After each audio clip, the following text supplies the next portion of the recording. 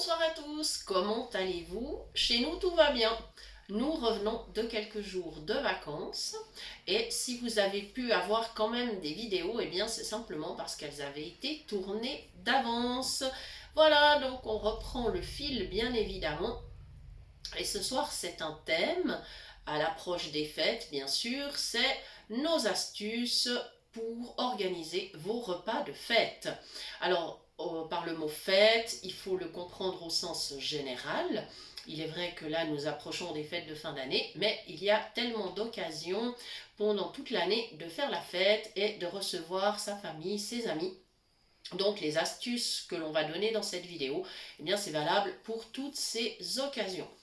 Alors, premièrement, et là, j'aimerais avoir un petit retour de personnes malvoyantes et non-voyantes ou même de personnes valides parce que je dois vous dire que en tant que personne non-voyante, moi, je n'arrive pas à maîtriser trois quatre cuissons en même temps.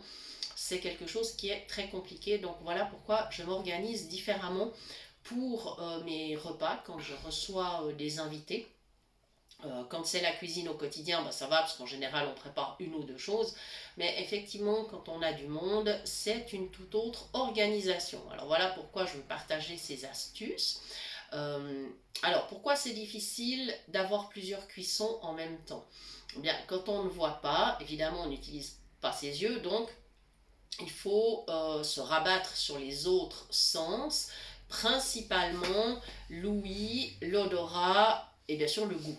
Alors évidemment, si vous avez un gâteau au chocolat dans le four et par exemple une viande qui mijote sur votre plaque de cuisson, si vous avez du riz qui cuit en même temps, etc., ben d'abord, vous aurez le bruit du four. Le nôtre, par exemple, il est à air chaud, donc vous allez entendre le bruit de la ventilation. Vous allez entendre la viande qui mijote et le riz ou les pâtes qui cuisent plutôt à, on va dire, cuisson plus rapide. Et on n'arrive plus à tout entendre.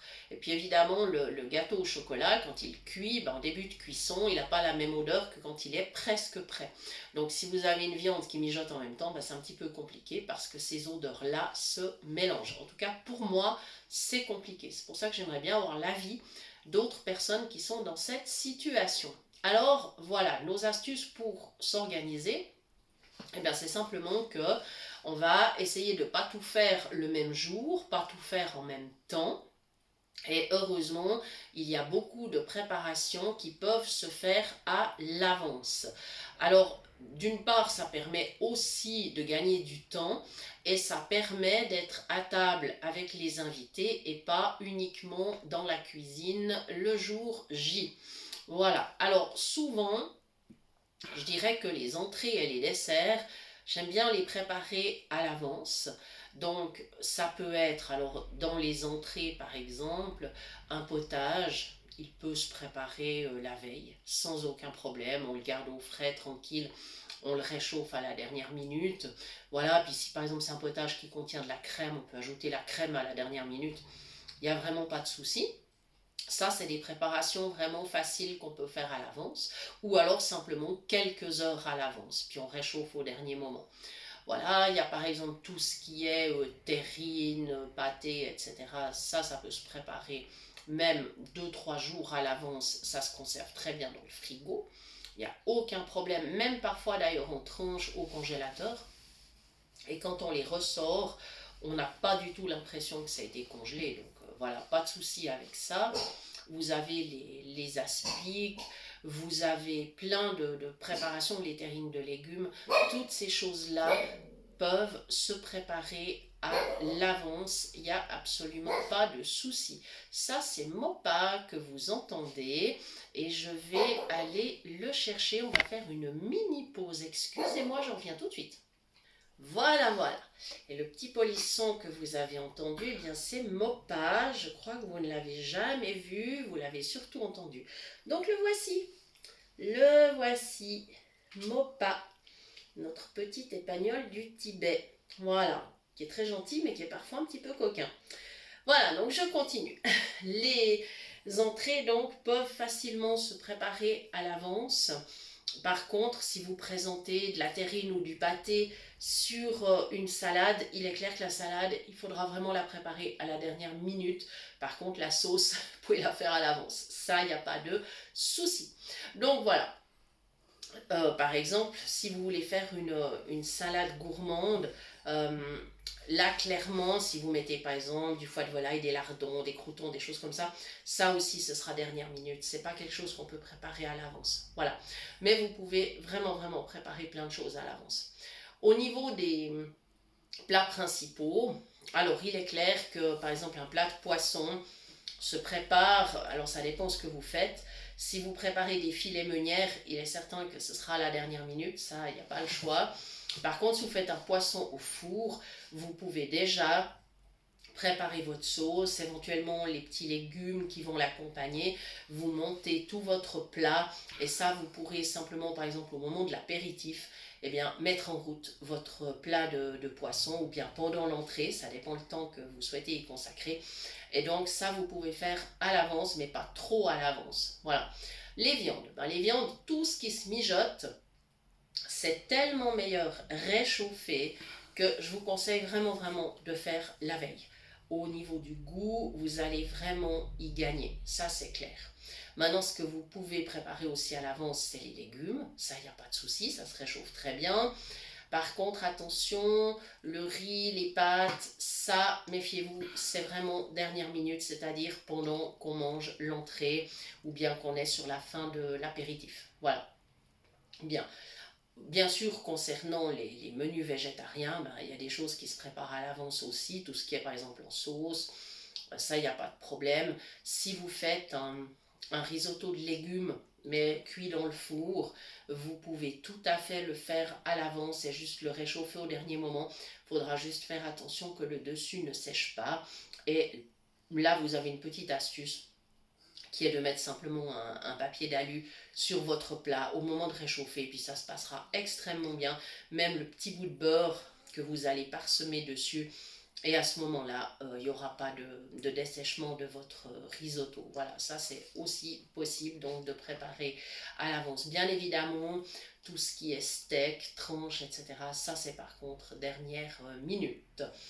Au niveau des desserts, alors clairement, plein de choses peuvent se préparer à l'avance et c'est même souhaitable. Tout ce qui doit séjourner dans le frigo, typiquement les crèmes, les mousses, les bavarois, ça peut se préparer. Alors la mousse, pas trop à l'avance parce qu'elle risque de retomber, mais la crème, le bavarois, aucun problème. La panna cotta, vous pouvez faire la veille, aucun souci. Même vous pouvez préparer votre coulis de fruits pour votre panna cotta, pas de problème.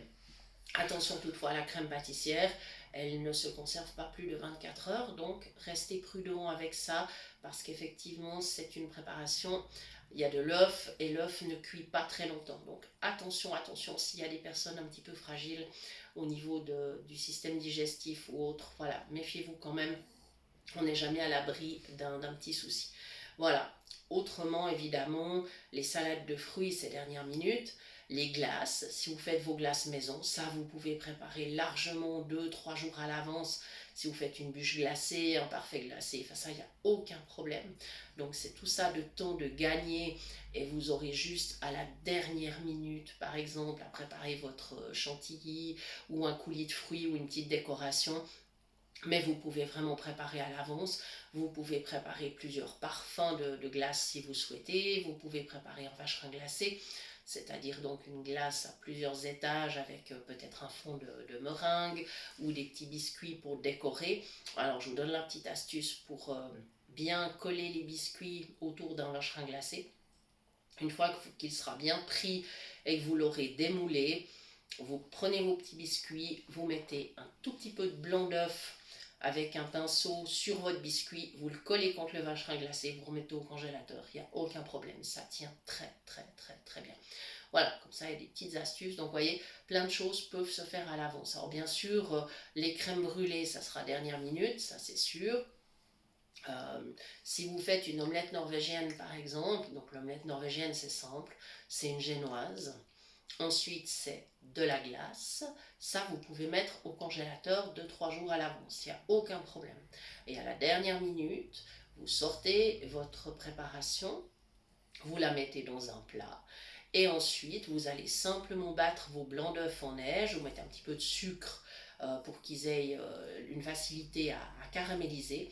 Vous allez répartir ces blancs en neige autour de votre omelette norvégienne et vous allez mettre à four très très chaud parce qu'il ne faut pas que la glace ait le temps de fondre, mais il faut que le blanc en neige ait le temps de caraméliser et de prendre. Donc ça, c'est vraiment, ça doit être vraiment entre 250 300 degrés. Il faut vraiment, vraiment y aller à four très, très, très, très chaud pour un temps très bref. Et au dernier moment, on va flamber. Alors attention, moi je vous conseille, si vous avez des soucis de vision, ayez sous la main une personne valide pour vous aider à flamber parce que ça peut vite partir. Voilà, les flammes, des fois, ça crée des surprises. Hein, ça peut partir en hauteur. Donc, méfiez-vous, ne le faites jamais sous la hotte d'aspiration. Hein, on ne flambe jamais sous une hotte. Que ce soit n'importe quoi, une viande, des fruits de mer, une glace, n'importe quoi.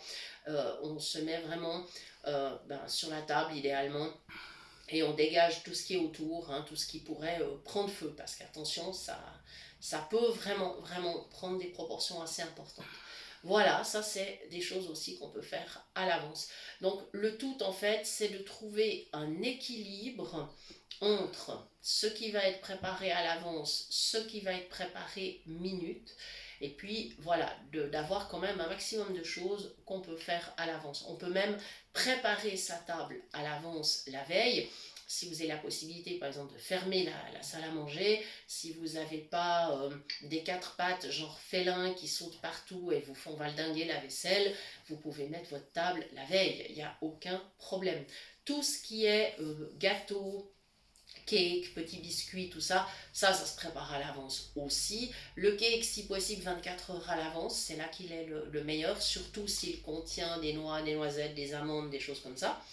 Et puis les petits biscuits, petits gâteaux secs, alors là vous pouvez préparer quand même quelques jours à l'avance, même une semaine à l'avance, ce que vous servirez avec le café.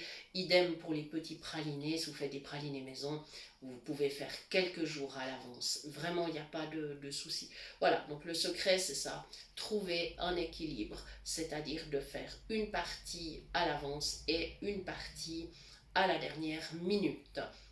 Voilà, quelques petites nouvelles de notre livre numérique que nous allons vous proposer donc dès la mi-décembre. Eh bien, il est en bonne voie. Voilà, il va vraiment prendre forme. On a déjà bien avancé et on espère surtout que ça vous fera plaisir de le découvrir. Et le fait qu'on le sorte à la mi-décembre, eh bien, ça vous permettra encore de faire votre choix, de faire vos courses, et oui, et comme ça vous serez prêts vraiment pour les fêtes. Je précise que nous avons pris soin d'imprimer, de choisir une police de caractère suffisamment grande pour justement les personnes qui sont malvoyantes. Donc comme ça vous pourrez soit l'imprimer et probablement le lire en version papier ou le lire sur votre écran d'ordinateur. Vous pouvez même encore l'agrandir un peu avec les outils d'accessibilité. Et puis pour les personnes non-voyantes, évidemment, vous pourrez utiliser le narrateur. Donc ça, il n'y aura vraiment pas de souci. Voilà, donc c'était pour ce petit thème. En tout cas, on vous souhaite d'ores et déjà de joyeuses fêtes, mais on va évidemment se retrouver d'ici là pour d'autres sets, d'autres idées. Je pense aussi vous montrer peut-être quelques pliages de serviettes, en tout cas vous les expliquer, parce que ça c'est aussi sympa sur une table, ça présente super bien. Donc dites-moi en commentaire si ça vous ferait plaisir d'avoir ce genre de vidéo. Et puis si vous avez des astuces justement pour bien organiser un repas de fête, eh bien n'hésitez pas, mettez-les en commentaire, ça nous fera super plaisir.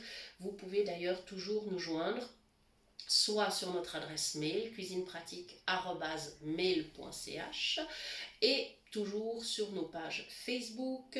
Merci pour tous vos messages, vos likes, vos commentaires, vos emails. Ça nous fait toujours plaisir d'avoir de vos nouvelles et nous vous répondons le plus rapidement possible. Merci à tous et à très bientôt.